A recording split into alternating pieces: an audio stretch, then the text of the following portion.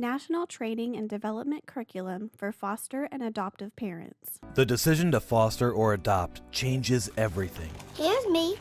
Who's that? Including the roles, relationships, and routines that define us as families. Considering how your family dynamics might change is an important part of the process.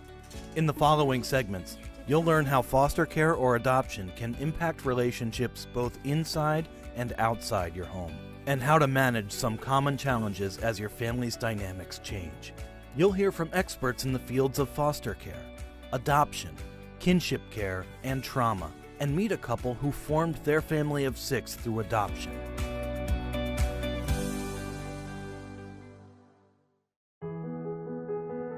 Joseph Crumbly, PhD, LCSW, family therapist, author, trainer, consultant. When we're talking about family dynamics in general, we're talking about interactions and relationships between members in a family. We're talking about roles, we're talking about attachments, we're talking about loyalties. Foster care and adoption can change the dynamics of the relationships between family members inside the home, including spouses or partners, children already in the home, and biological siblings who come into care together, as well as extended family members and friends.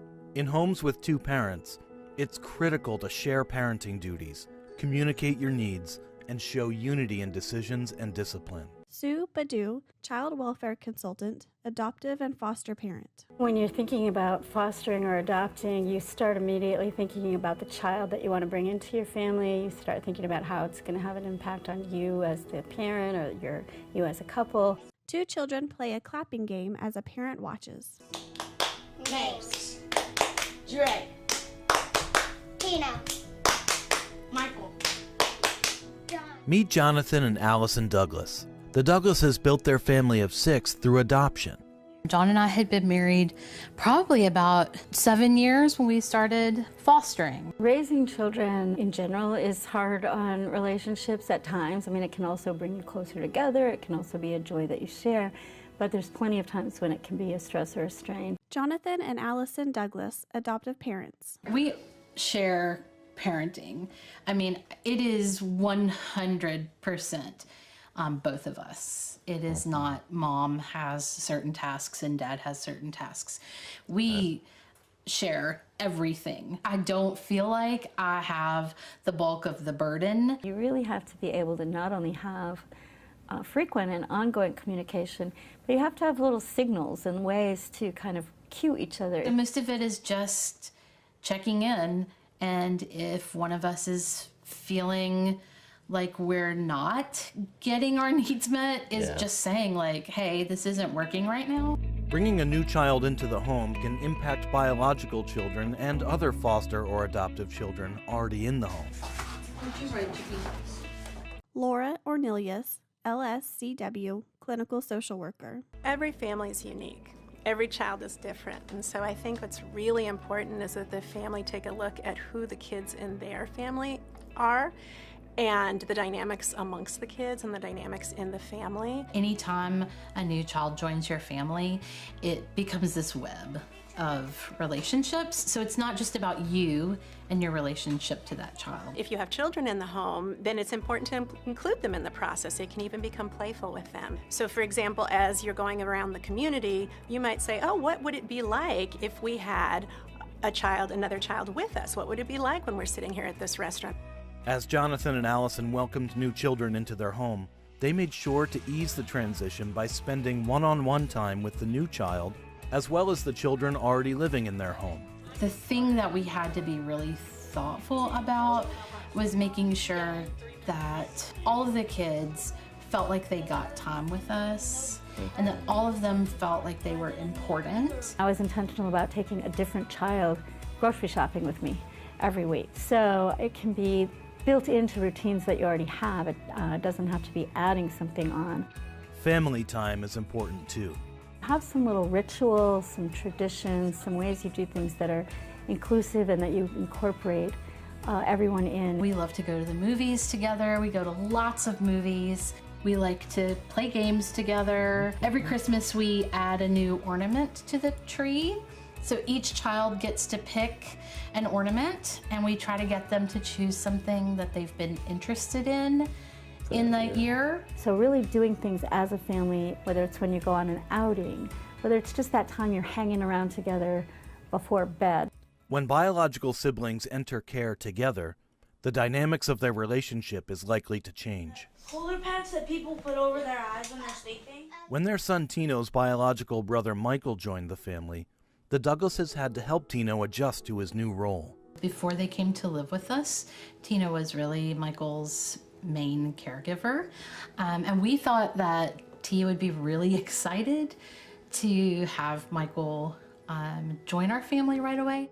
When that happened, he said, "Oh no, do I have to change diapers again?" This is something you often find in sibling groups where their experience either of not having reliable parents care for them. One child in the sibling group really does take care of the other child or children. It took years for Tino to get comfortable with us parenting and taking care of Michael. But it's really important not to cut that child off from their role as sort of that parenting, caregiving too soon or too abruptly. So it's like enlisting that child as your support team. Age-related considerations, chronological age, developmental age, and birth order can also change family dynamics. Allison and her daughter look through photos. Ray, look how little you were. My mom is sweet. My mom is the best mom. As soon as you bring multiple children from different families, you're changing somebody's birth order. If you have a child who really wants to stay the youngest child, then maybe you're not going to be bringing a child into the home that's younger than that. For the Douglases, that meant preserving Tino's status as the oldest child. It's a little unnatural to have the oldest kid who's been the oldest kid and a primary caregiver of one of the other kids for so long to suddenly be replaced by somebody that's now the oldest child in the house. So that's the only real rule we had internally on placements. Adoption and foster care also impacts your relationship with extended family members. People like to have time to process. When you are pregnant and bringing a child into the family, your extended family has 9 months to get used to the idea, get excited with you, or express any concerns. And so you really want to, as much as possible, engage family members in the process, talk to them, get their views. It's not a democracy, you don't need to take a vote, but you want to see where your support is going to come from. You want to see where some of your challenges might be. At times, foster and adoptive parents may feel judged, criticized, or even rejected by family members. It's been challenging for some of our extended family to really understand how we parent. Often they think that we are too permissive, and at the same time, like, we're overbearing because we are always checking in. So they don't really understand that.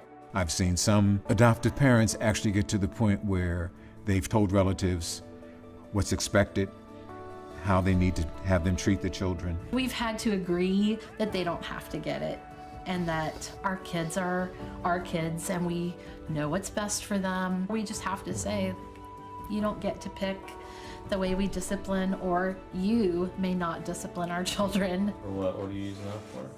John's dad is a pastor, and so they have some pretty specific beliefs about the way children should behave. And when Tino first came to join our family, he had quite a vocabulary of four-letter words. And so we had to tell the pastor, listen, we're not going to correct that, because right now that's not what's important. We're focusing on things like building trust. And so that was new to them, to think, like, what? It's okay for a kid to use curse words? And we're like, they it's rolled fine. with it. When the new parent figure is a relative, like in the case of kinship care, there are additional considerations for changing roles. The grandparent is now becoming the parent. The birth parent is no longer in a primary caregiver role.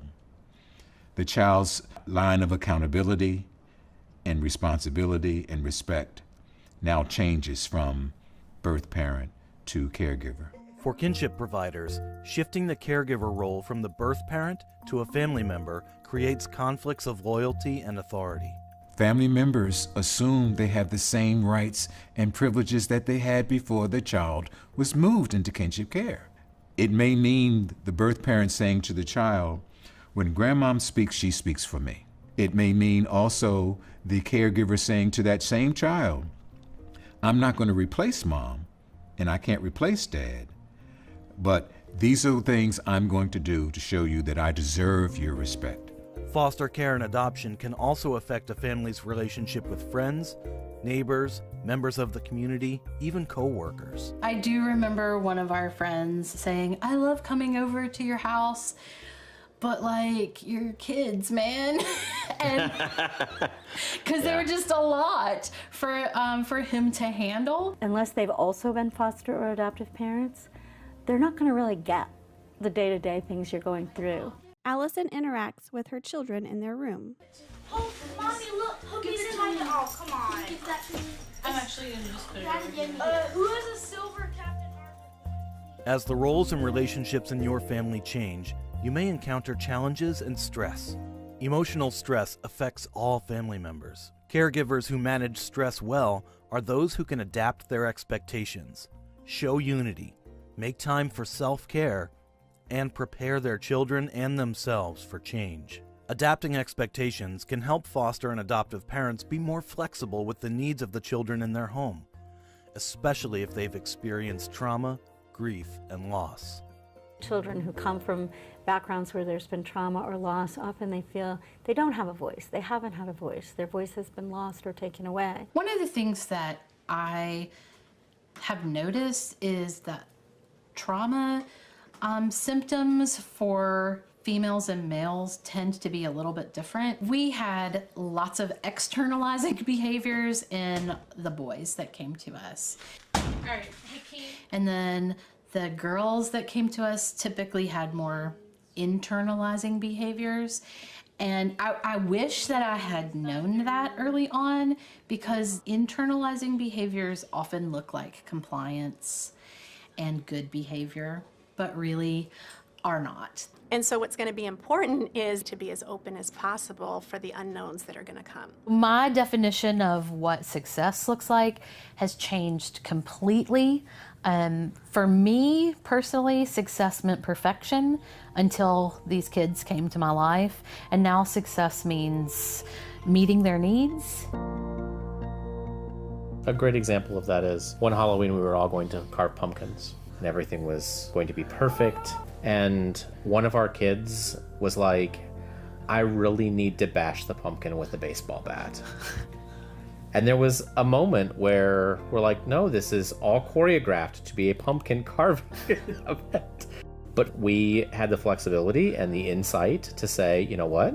Here's the baseball bat, go at it. And at the end of that pumpkin session, he brought me a piece of pumpkin and said, this is my jack-o'-lantern. And he made a little face in it. So we had 3 carved pumpkins and 1 completely smashed one, but 4 happy kids. And that was success that day. So when you can give them opportunities to have that voice, again, that's part of healing, but that also means that they're less likely to need to express their voice through behaviors that are challenging.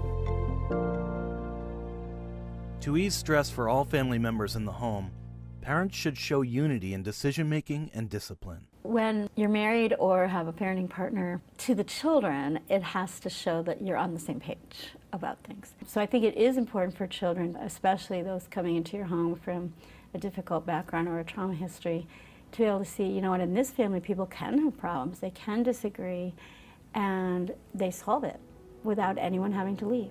Making time for self-care often gets lost in the demands of parenting, but self-care is critical to help you manage stress. You have to go into your journey of becoming a parent with some thought about how are we going to take care of ourselves, how are we going to make sure that we have the ability to manage stress. You have to think of what can I do that's even for 5 minutes on a daily basis. Just being mindful about self-care is really important to me, because I could think of 50 things I could do to fill up an hour, but sometimes what I need to do is just take a nap or read or listen to music. If you really build it into your life where you have those daily moments, it's kind of like the little valve on the pressure cooker. It's going to let off a little steam little at a time. For children who have experienced trauma, unexpected changes to the family dynamic can be stressful. Preparation is the key to helping children adjust to these changes. It's just really normal for kids to feel jealous and worried. And then if you add in some of the stress from trauma, maybe not getting enough food, then having a new person come in the family becomes even more stressful.